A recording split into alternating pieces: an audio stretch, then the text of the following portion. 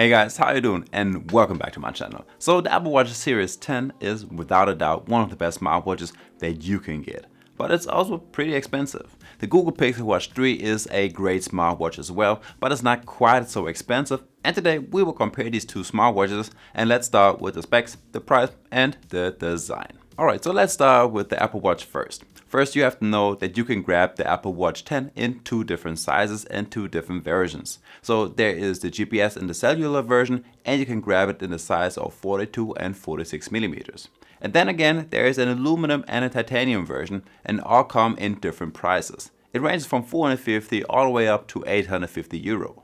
The watch I have right here is the 45mm GPS aluminum version, and this one will cost you 480 euros over here in Germany. You also have different color options when it comes to the aluminum and the titanium watches. This one right here is available in the colors silver, rose gold and black diamond, whereas the titanium watches come in the colors of natural, gold and dark gray. So my 45mm Apple Watch has a large 1.96 inch Retina LTPO3 OLED display with a peak brightness of 2000 nits. As for your protection, you have Iron X glass, which is very scratch resistant, and ceramic and sapphire crystal back. So really only some high quality materials on this watch right here. Of course, you can also expect to get eSIM, and it is IP6X certified and water resistant up to 50 meters, and you can even do some diving with this watch. What I always like is the always on display mode that you have on the Apple Watch, and depending on the watch face that you are using, you will have a different always on display watch face as well. You got your speaker on the left side of the watch and your microphone on bottoms on the right side. But long pressing the crown, you will either get to your app menu, or it will open up your Siri voice assistant, and the lower one opens up your docks. The Google Pixel Watch 3 has a lot of similar features. You have no hard edges on this watch and two physical buttons on the side. You can rotate the middle crown to scroll through your messages, and it will open up your menu, and the upper button opens up your recently opened apps or the Google Voice Assistant.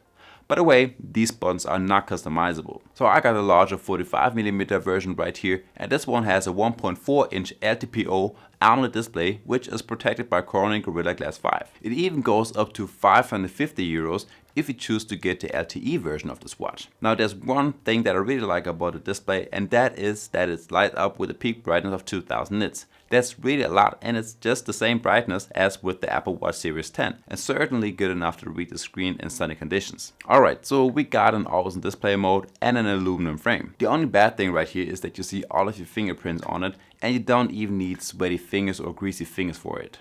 So the Pixel Watch 3 is available in a few different colors. You can get the case in silver, all black, or in champagne gold, or in matte hazel, and then you get many different stripe color options. There is a black one, hazel, cream white and rose. But not all colors are available for the larger 45mm version. Let's talk a little bit about the battery life, and both watches are pretty similar. Both watches last about a day to a day and a half with the always on display mode enabled, some GPS workouts, notifications and auto brightness. The charging speed on both watches is great as well. The Apple Watch only needs about half an hour to go from 0 to 80%, and the Pixel Watch 3 takes 30 minutes to charge to 50% and about 80 minutes for a full charge. Now we got some smart features, and let's start with what these two watches have in common. On both watches you will get your notifications, to which you can also reply. With either a quick reply, you can write your own text, use the speak to dictate feature, or you can also send back emojis. Then you will get the Google Play Store on the Pixel Watch and the Apple Store on the Apple Watch. And the apps that you can download from over here are equally good, and you will get quite a few like music streaming apps. You get Spotify, Apple Music, YouTube Music and so on, and then you can download music straight to the watch and listen to them offline during your workouts, and you don't need your smartphone with you all the time. Next we have the watch faces. Now once again there are super many that you can download, and you can also customize them a little bit on both watches and change the color, style and complications. But for me personally, I like the watch faces on the Apple Watch a little bit more. They just have different watch faces, which I really like. They just have more watch faces, some animations to them. You can play around with them by turning the crown, and the colors, they just look more vivid. But you will also get some cool watch faces on the Pixel Watch as well. Both watches come with a built-in mic and a speaker, which means you can use the phone feature on both watches and the voice assistant. It is the Google Voice Assistant on the Pixel Watch and Siri on the Apple, and I really like both of them. You can't really tell the difference right here. Now some features that you can only expect on the Pixel Watch, like you can use your watch as a Google TV remote, you can hook it up to your Nest Cam for a live view, and you can even respond via the built-in mic. Like on Garmin watches, you get a full morning briefing report, and you have a new automatic bedtime mode, which detects if you fell asleep for a longer battery life. It can detect if you don't have a pulse and will call the emergency on its own. The Apple Watch has an SOS emergency feature as well, but you can also dive with this watch. Check out the tide on different beaches all over the world. You have an instant translation app, and you can even download different languages and use this feature offline. There is a pill reminder, and the watch will notify you if your surroundings are too loud. The next point on my list is the health tracking. Both watches have, of course, a 24/7 heart rate tracker that will give you heart rate alerts. There is a sleep tracker which works good on both watches, and stress tracking. The Apple Watch also has an SpO2 tracker that works all of the time. This one is not available in every country for the Pixel Watch. You also have an ECG function, the female cycle, and vital metrics. This new app helps you identify changes in your daily health status, and you see your key overnight health metrics like your heart rate, SpO2 level, respiratory rate, wrist temperature, and sleep duration.